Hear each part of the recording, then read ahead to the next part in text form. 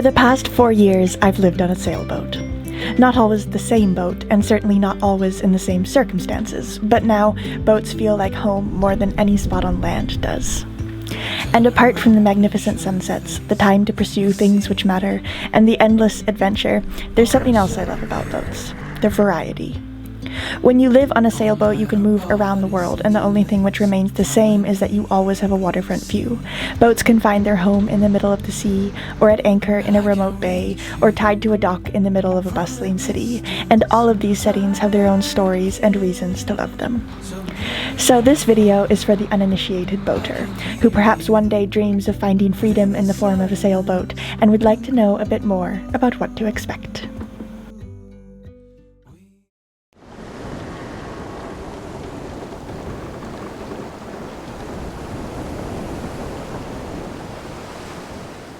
Let's start here. A boat at sea, a clear horizon sweeping 360 degrees around you.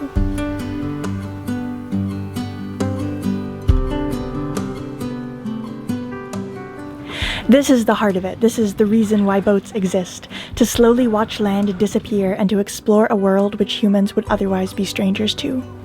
There is so much to say about this aspect of sailing. Any visit to the nautical section of a bookstore will tell you that. What I can tell you here is only the very basic overview, but I'll do my best. To begin, I'll clear up a commonly asked question by landlubbers. When you cross any body of water which takes longer than a day, you will have to sail at night. When there's 5 kilometers of water beneath you, you can't just throw down an anchor. Now sailboats, especially monohulls, are generally quite slow, but what we lack in speed we make up for in stamina. Usually, meaning not always, but usually the wind at sea blows from one constant direction. So when you set your sails and turn on your autopilot, the boat pretty much sails itself. The only time you need to make adjustments is if the wind changes direction or gets stronger or weaker.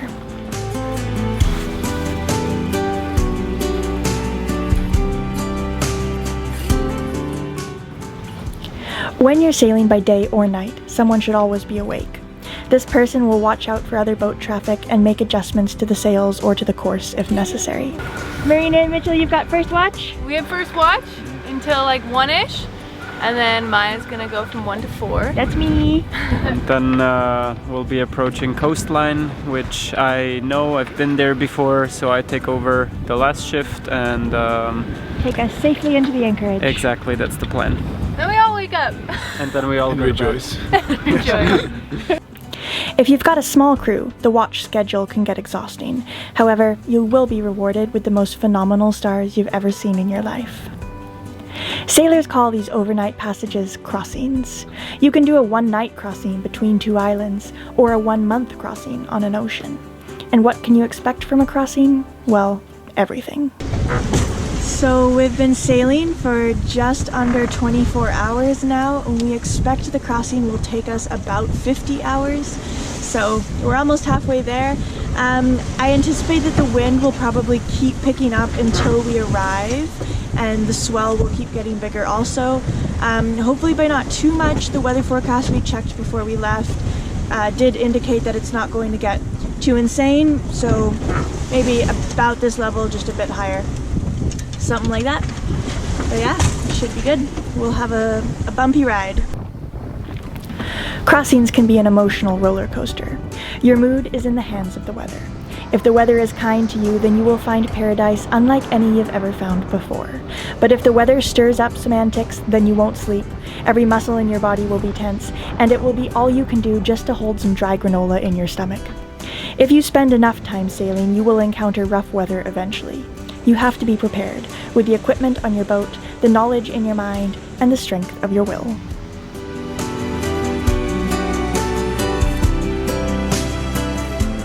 Yeah, it's been pretty much 2 nights of no sleep, so that's hard.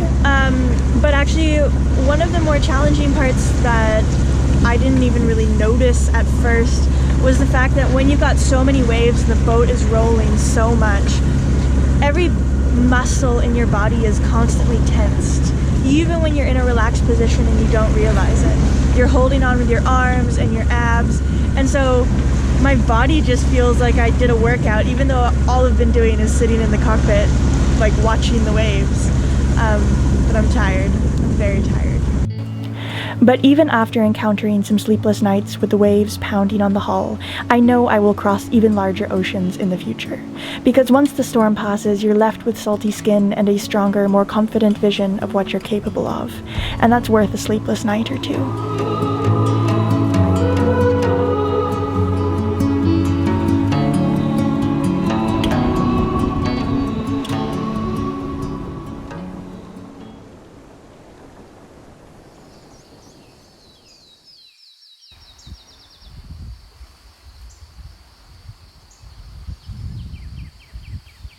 And it always feels like home, returning to the boat.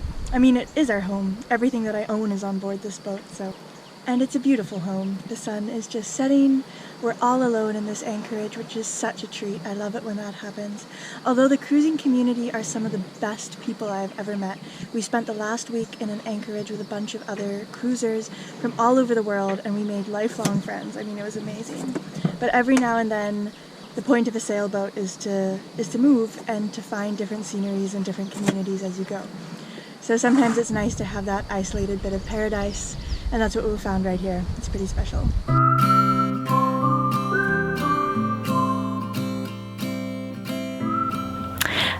A boat at anchor. This is how most cruisers spend the majority of their time. When you arrive after a difficult crossing and drop the hook in a protected bay, well, there's no better feeling.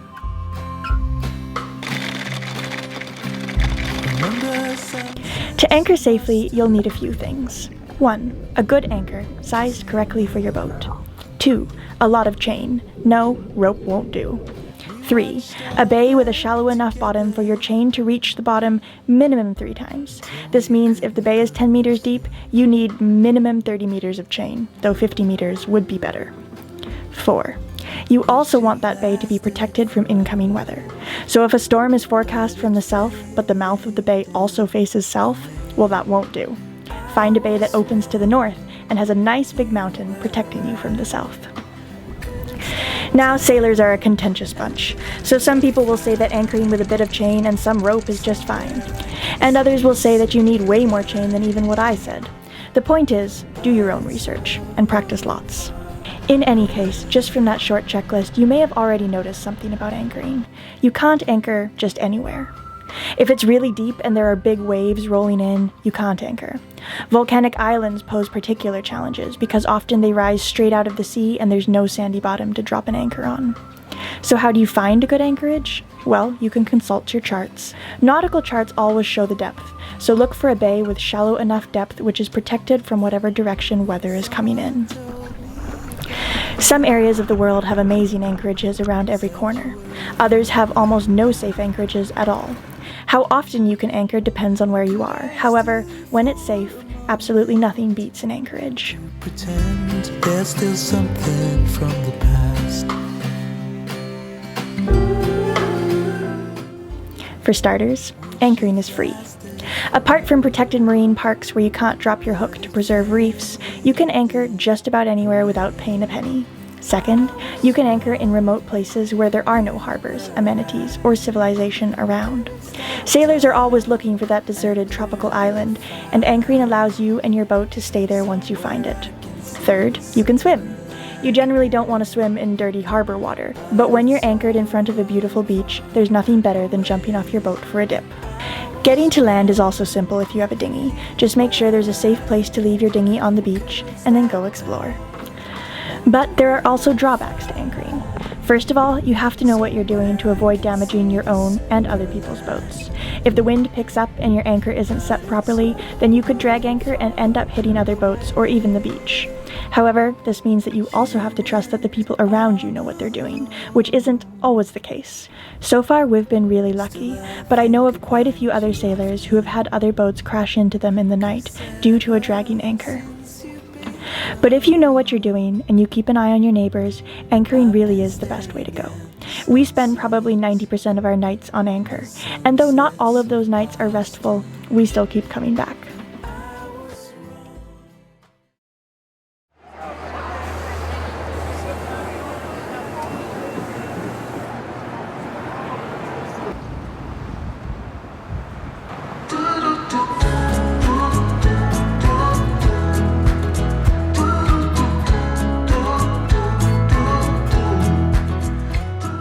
Harbour life. This is luxury boat life. At the end of the day, I think that living on a sailboat in a harbour is not so different from living in a small apartment in a city. Harbours provide you with safety, unlimited water, unlimited power, waterfront real estate in the center of town, and the ability to step off your boat and walk anywhere you like. Some harbours even have pools and gyms. If you've just come in from a rough crossing and you and your boat are feeling a bit worse for wear, there's nowhere like a safe harbour to rejuvenate. Trying so hard to run from shame. There's something else I love about a harbour, the opportunity for land exploration.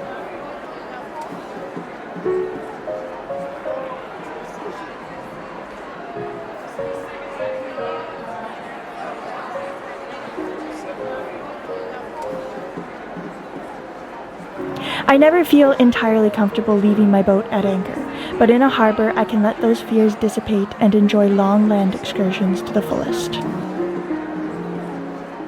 So it seems like just everything is accumulated in this one square, this incredible fountain. There's 3 different churches surrounding us.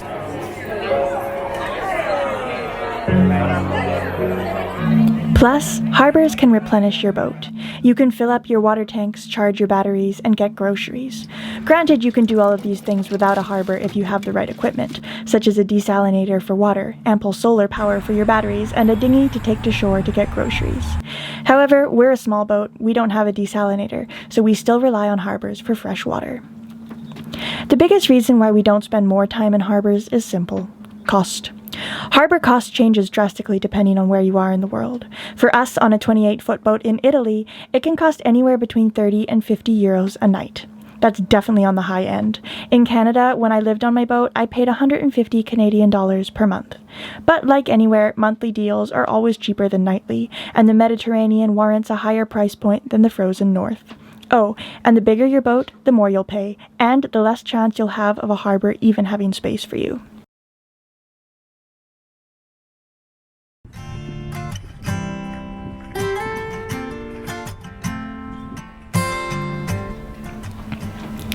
Before I go, it's worth mentioning 2 other kinds of boat life: on a mooring ball and on the hard. Let's start with the mooring ball. The concept here isn't so different from anchoring, except that instead of using your anchor, you're tied to a big structure stuck on the ocean floor. Basically, someone comes and sinks a huge chunk of concrete or something else with a chain attached. To the top of the chain is tied a mooring ball. You come, put a rope on the mooring ball, and tie your boat to it. Easy. The big advantages are that you'll swing in a much smaller radii than if you're at anchor. Plus, it's easy and quick. The disadvantages are that you never quite know what you're tied to unless you go look at it, and you might be safer with your own anchor. Also, depending on where you are, there might be a fee associated with a mooring buoy. Lastly, there's dry dock. This is where you get your boat hoisted out of the water and left on land so that you can catch up on maintenance. Dry dock is a necessary part of boating, but certainly not the most fun. You're up in the sky, I'll carry you home, home to the mountaineers.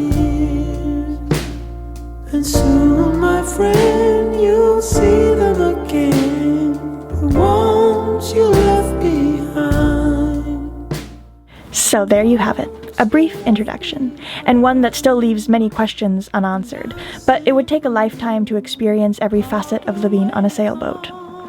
Boat life is endlessly rewarding, occasionally relaxing, often challenging, and always worth it. And with the variety of options available to you, boredom is the only option which is never available. From surviving a gale at sea to being tied up in the middle of a cosmopolitan city, you'll experience pride, fear, joy, comfort, discomfort, and love. After all, there's a reason why so many sailors believe their boat has a human soul. Been in this war too long. It's in the air that I breathe, oh, it's in the trees. It shivers down my spine. Follow the adventure as my husband and I sail around the world as slowly as possible.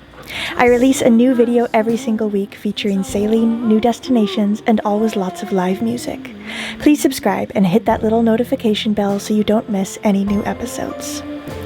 Special thank you to our patrons who ensure the existence of these episodes. To become a patron and join the family, click on the link in the video description. Until next time.